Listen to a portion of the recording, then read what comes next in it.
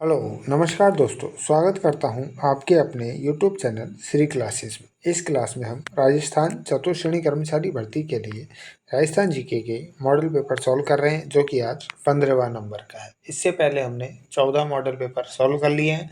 जिन भी साथी ने अभी तक क्लासेस नहीं देखी है वो अवश्य वो क्लासेस देख ले, क्योंकि आपको एग्ज़ाम में उसी टाइप के क्वेश्चंस देखने को मिलेंगे और आपके एग्ज़ाम में वो बहुत ज़्यादा लाभप्रद होंगे। स्टार्ट करें आज की क्लास। आज की क्लास में हम पहला एक टॉपिक पढ़ेंगे 1857 की क्रांति। इससे पहले हमने रेगुलर क्लासेस ले रहे हैं, जिनमें हमने एक टॉपिक डेली क्लियर कर रहे हैं। पहले कल शायद एकीकरण किया था, परसों हमने प्रजामंडल, उससे पहले लोक देवियाँ। आज हमारा टॉपिक है 1857 की क्रांति। तो 1857 क्रांति के बारे में जानते हैं कि 1857 की क्रांति के समय भारत के गवर्नर जनरल कौन थे। ठीक है, भारत के गवर्नर जनरल कौन थे? तो वो थे लॉर्ड कैनिंग। कौन थे? लॉर्ड कैनिंग थे। ठीक है, इस टॉपिक से रिलेटेड जितने भी फैक्ट हैं, जितने भी क्वेश्चंस हैं, वो सारे हम इस क्लास में डिस्कस कर लेंगे। ठीक है, 1857 की क्रांति का पहला विद्रोह भारत में कहाँ हुआ था और राजस्थान में कहाँ हुआ था। तो पहला देख लेते हैं, प्रथम विद्रोह। प्रथम विद्रोह कहाँ हुआ था भारत में? भारत में देखें तो ये हुआ था मेरठ के अंदर। ठीक है, मेरठ के अंदर। इससे भी पहले बैरकपुर छावनी थी, वहाँ पे मंगल पांडे इसका विरोध कर चुके थे, यानी कि प्रथम विद्रोह कर चुके थे। लेकिन अगर आप ऑथेंटिक देखा जाए तो मेरठ का जो विद्रोह हुआ था उसको भारत में पहला विद्रोह माना जाता है। राजस्थान में कहाँ हुआ? तो राजस्थान में हुआ था अपने नसीराबाद में। कहाँ हुआ था? नसीराबाद में। कब हुआ था? 28 मई 1857 को। ठीक है, अब देखें तो हमारे राजस्थान के अंदर 6 छावनियाँ थी। कितनी छावनियाँ थी? 6 छावनियाँ थी। पहली है नसीराबाद, जो कि अजमेर ज़िले के अंदर है। दूसरी है व्यावर, ये भी अजमेर ज़िले के अंदर है। तीसरा है नीमच, जो कि एमपी में है। 1857 क्रांति के समय जो नीमच था वो राजस्थान का ही एक हिस्सा था। ठीक है, अभी ये वर्तमान में कहाँ है? एमपी के अंदर है। एक थी देवली, जो कि टोंक में है। 5th नंबर की थी अपने एरनपुरा, जो कि पाली डिस्ट्रिक्ट में है। और एक थी हमारी खैरवाड़ा, जो कि कहाँ है? उदयपुर में है।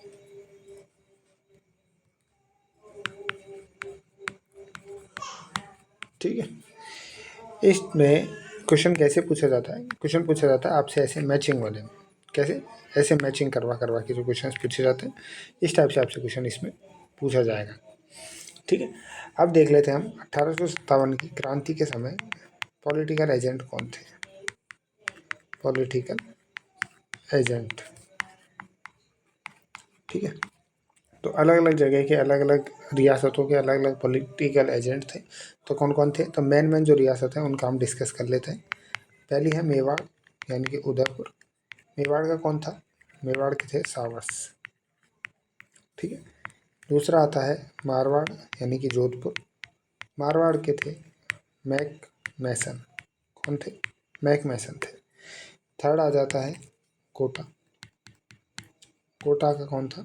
Burton, John Burton. चौथा है जयपुर। जयपुर के थे ईडन। कौन थे? ईडन। पांचवा है भरतपुर।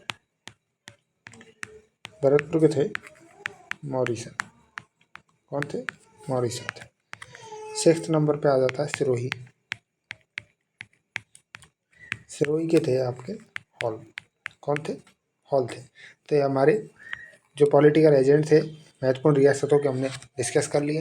ये क्वेश्चंस भी आपसे मैचिंग में ही पूछा जाता है, यानी कि एक साइड आपको रियासत दे देंगे, एक साथ आपको पॉलिटिकल एजेंट दे दिया जाएगा।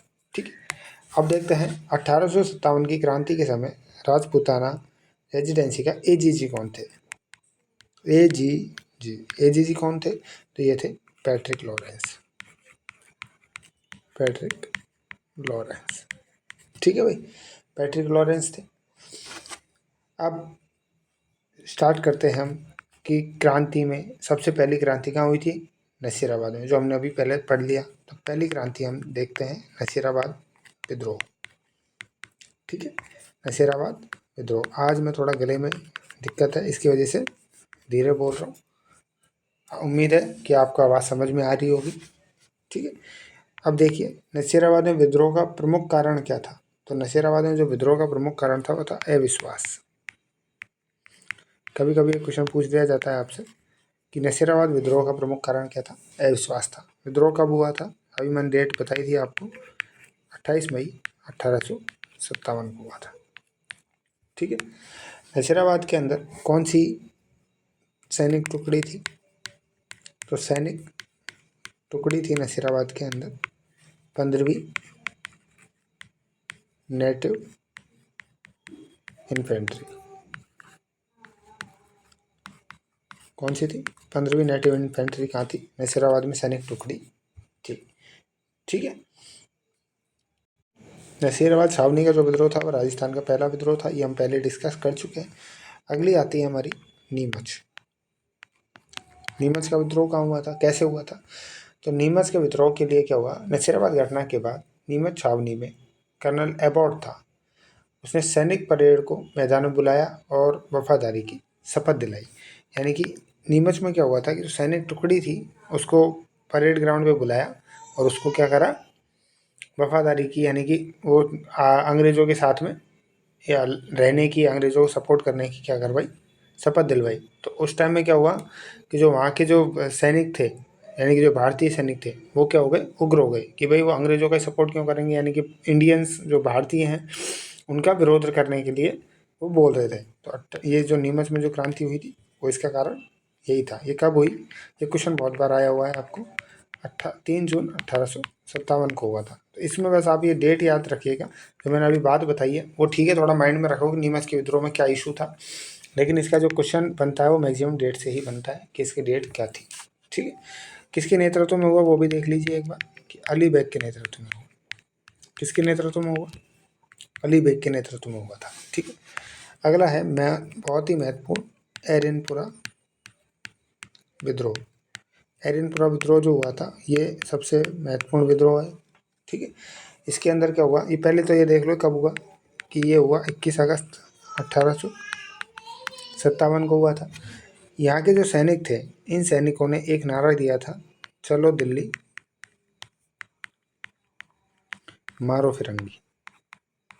ठीक है, फिरंगी, ये वाला जो नारा है ये बहुत फेमस हुआ उस टाइम में। तो अभी क्वेश्चन क्या बनता है आपका, ये क्वेश्चन सीधा बनता है कि चलो दिल्ली मारो फिरंगी का नारा किस विद्रोह के अंदर दिया गया। तो ये दिया गया था एरनपुरा विद्रोह के अंदर दिया गया था।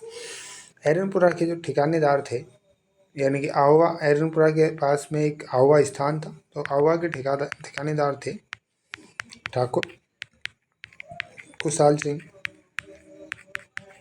चंपावत। ठीक है, ठाकुर कुशाल सिंह चंपावत, इन्होंने ही एरनपुरा छावनी के अंदर जो क्रांति हुई इसका मेन, यानी कि मुख्य नेतृत्वकर्ता कौन थे, ठाकुर कुशाल सिंह चंपावत थे। ठीक है, इसी के अंदर एक युद्ध होता है, बिठोड़ा का युद्ध। ये बहुत इंपॉर्टेंट युद्ध है, बिठोड़ा का युद्ध। ठीक है, बिठोड़ा का युद्ध ये कब हुआ था, ये हुआ था 8 सितंबर 1857 को। ठीक है, ये हुआ अंग्रेजों प्लस ठाकुर कुशाल सिंह चंपावत के बीच।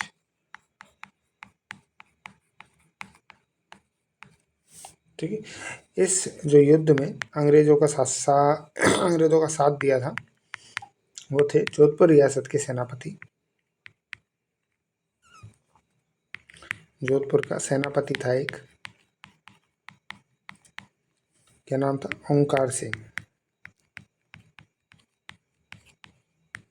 ठीक है। ओंकार सिंह ने, जोधपुर के सेनापति ओंकार सिंह ने अंग्रेजों का साथ दिया था और ये युद्ध हुआ था अंग्रेजों और ठाकुर खुशहाल सिंह चंपावत के बीच में। कब हुआ था? 8 सितंबर 1857 को हुआ था। एक युद्ध और हुआ, चलावास का युद्ध। युद्ध जितने भी हो रहे हैं इनको सबको याद करिएगा। चलावास युद्ध ये कब हुआ? 18 सितंबर को, यानी कि 10 दिन बाद ही 1857 में हुआ। ठीक है। इसमें क्या हुआ था कि मैक मॉसन का जो सिर काट दिया गया था, जो कि जोधपुर के पॉलिटिकल एजेंट थे। मैक मॉसन का सिर काटकर आउवा के दरवाजे पर टांग दिया गया था। ठीक है। इस युद्ध के अंदर जो जोधपुर का पॉलिटिकल एजेंट था मैक मॉसन, इसका सिर काटा और आउवा के जो किला था यानी कि दरवाजा था वहाँ पे टांग दिया गया। इस युद्ध को बोला जाता है गोरों और कालों का युद्ध। कालों का युद्ध। ठीक है। जो अपने एजीजी थे, एजीजी कौन थे? पैट्रिक लॉरेंस थे। तो एजीजी जो थे उन्होंने डायरेक्ट चलावास के युद्ध में पार्टिसिपेट किया था। ठीक है। डायरेक्ट वो मतलब इस युद्ध में भाग लेने गए थे। कौन? Patrick Lawrence. ठीक है। जब चंपावत को आउवा के विद्रोह हुआ, विद्रोह के बाद में खुशहाल सिंह चंपावत को शरण कहाँ दी गई थी? तो खुशहाल सिंह चंपावत को शरण दी थी, खुशहाल सिंह चंपावत को शरण मिली थी सलूम्बर ठिकाना है एक मेवाड़ के अंदर, उस टाइम था सलूम्बर ठिकाना मेवाड़ में, यहाँ के शासक ने दी थी। ठीक है। इनकी जांच के लिए कौन सा आयोग बैठाया गया था? तो मेजर टेलर कमीशन, ये याद रखिएगा, मेजर टेलर कमीशन बिठाया गया था। ठीक है। और 1860 में खुशहाल सिंह चंपावत ने आत्मसमर्पण कर दिया। ठीक है। ये चीज़ें जो हम डिटेल याद कर रहे हैं ये बहुत ही इम्पोर्टेंट है। खुशहाल सिंह चंपावत को जब वो वहाँ से युद्ध से भागे, मतलब आप बाहर आए, तो कहाँ के शासक ने उसको शरण दी थी? तो सलूम्बर ठिकाना के राजा थे, उन्होंने उसको शरण दी। इसके ऊपर कौन सा कमीशन बिठाया जांच के लिए? वो बिठाया मेजर टेलर कमीशन। और कब आत्मसमर्पण किया? 1860 में खुशहाल सिंह चंपावत ने आत्मसमर्पण कर दिया। कहाँ कर दिया? नीमच के अंदर करा। ये भी देख लो, ये नीमच नहीं लिखा हमने, नीमच के अंदर कर दिया। ठीक है। अब आता है अगला, कोटा का विद्रोह। कोटा का विद्रोह। कोटा में क्या था? पॉलिटिकल एजेंट तो हमने देख लिया, कौन था? बर्टन था। यहाँ का नेतृत्व करता थे, नेतृत्व करता जो थे वो थे मेहराब खां। ये क्वेश्चन बहुत बार एग्जाम में पूछा गया है कि वहाँ के कौन थे? तो मेहराब खां थे। ठीक है। कोटा क्रांति के समय मेहराब खां को फांसी दे दी गई थी। इस कारण कोटा की क्रांतिकारियों ने मेजर जो ये बर्टन था इसका हत्या कर दी गई थी, इसकी हत्या कर दी। तो फिर क्या इसकी हत्या हो गई? तो यहाँ पे आ गया रॉबर्ट्स। कौन आ गया? रॉबर्ट्स आ गया। रॉबर्ट्स ने क्या किया? कोटा में जो विद्रोह हो रहा था इसका दमन कर दिया, यानी कि इसको ख़त्म कर दिया। किसको? विद्रोह को। विद्रोह किसने ख़त्म किया था? रॉबर्ट्स ने किया था। ऐसा कहा जाता है कि जो राजस्थान का जो सबसे बड़ा जन विद्रोह, राजस्थान का सबसे बड़ा जन विद्रोह था, ये सबसे बड़ा जन विद्रोह कोटा जो विद्रोह हुआ था वो था। ठीक है। कोटा विद्रोह जो था वो था सबसे बड़ा जन विद्रोह। ठीक है।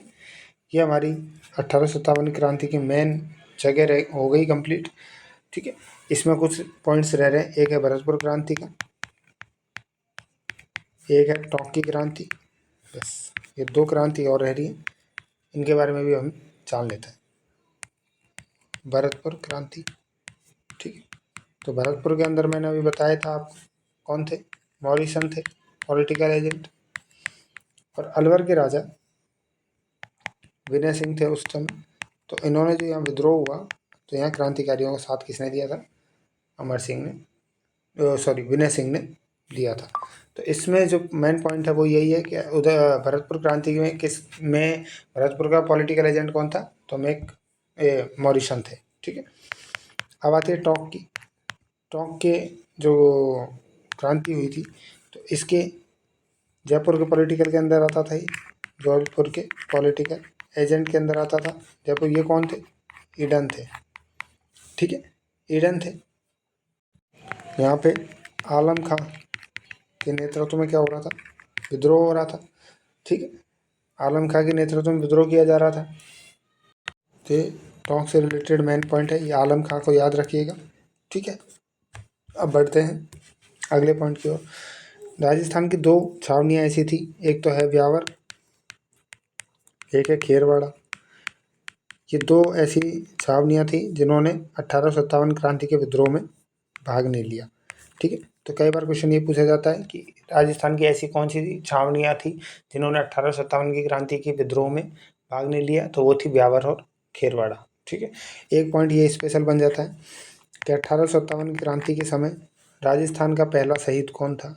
राजस्थान का पहला शहीद, यानी कि किसको सबसे पहले फांसी दी गई थी?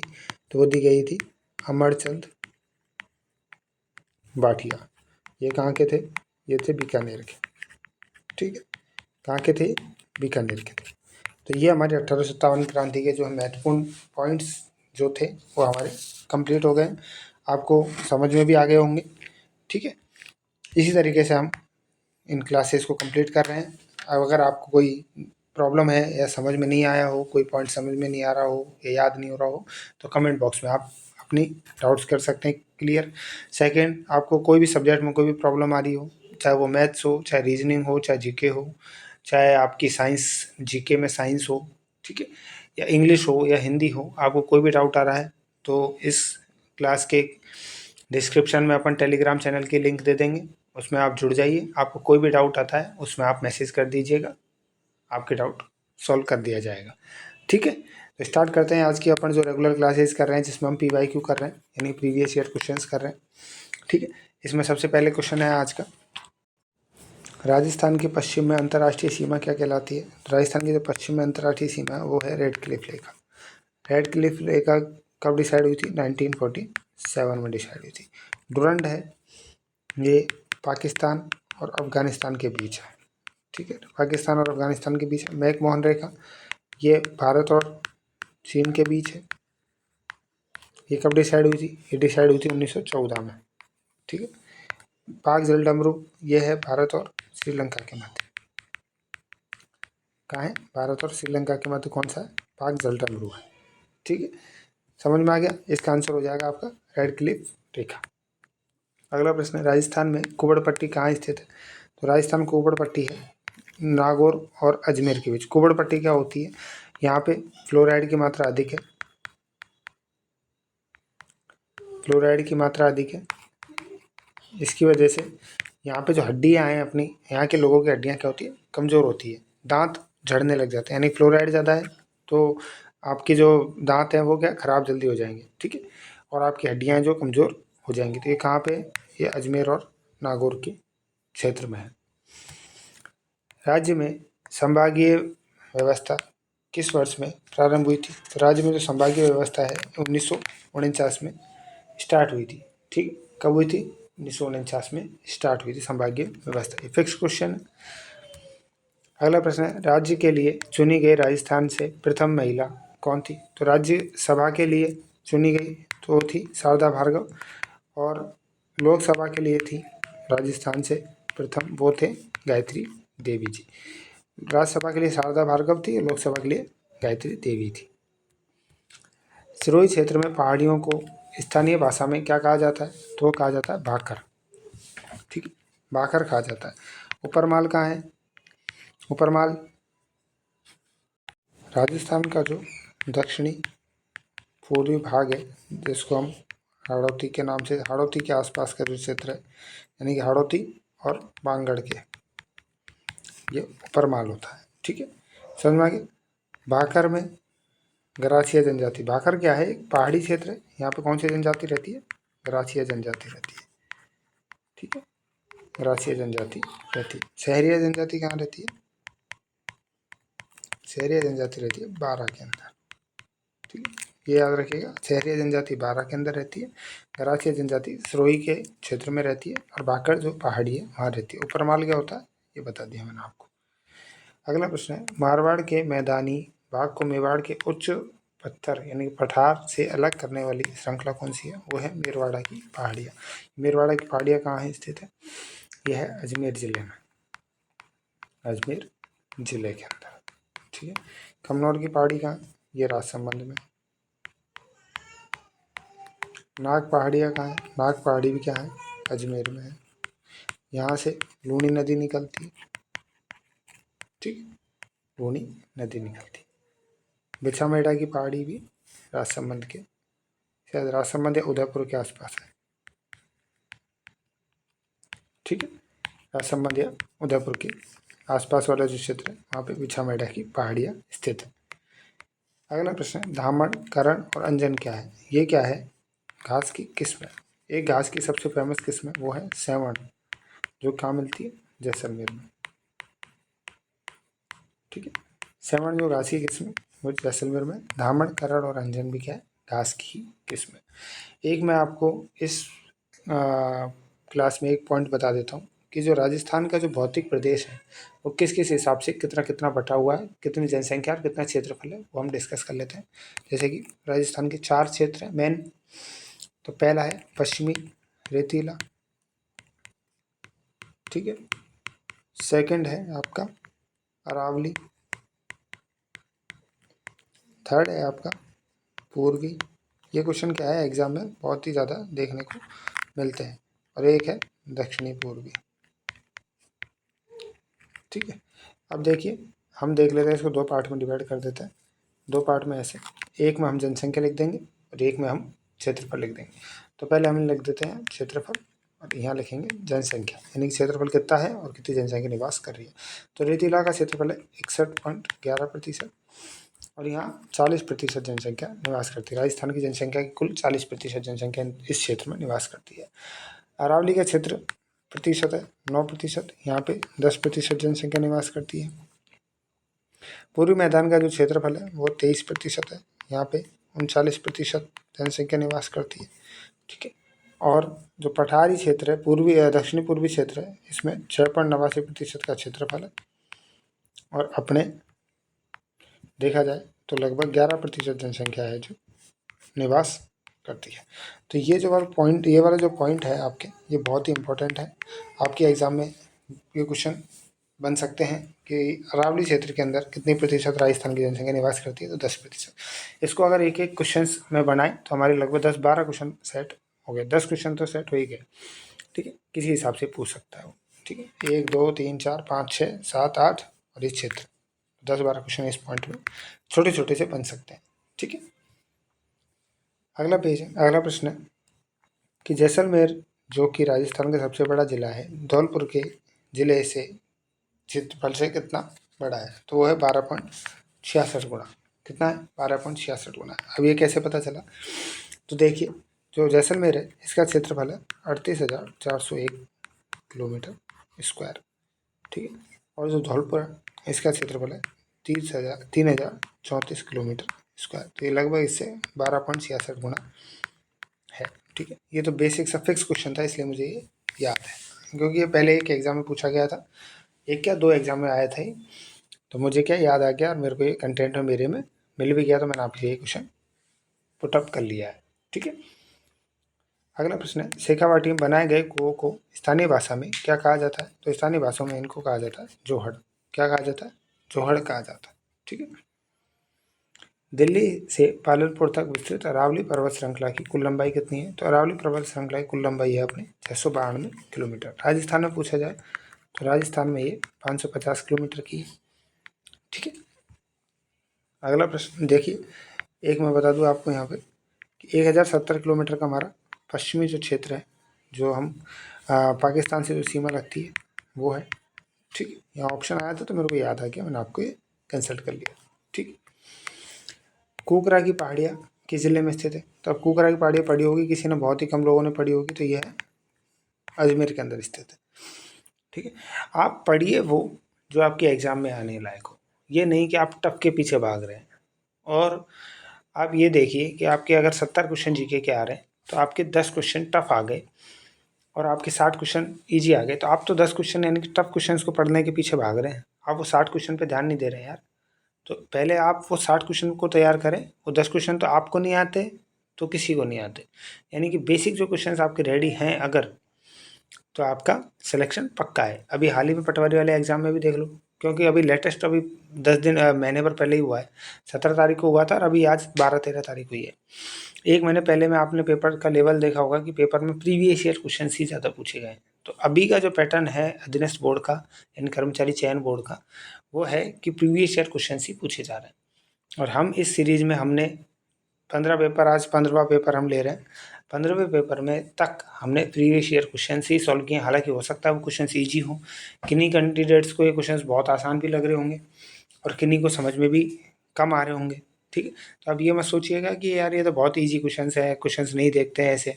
तो मेरे को जहाँ तक लगता है कि आपके क्वेश्चन से इसी टाइप के क्वेश्चंस आएंगे, और हम जो कुछ क्वेश्चंस एक्स्ट्रा बनते हैं उनको हम एक्स्ट्रा फैक्ट में देख रहे हैं।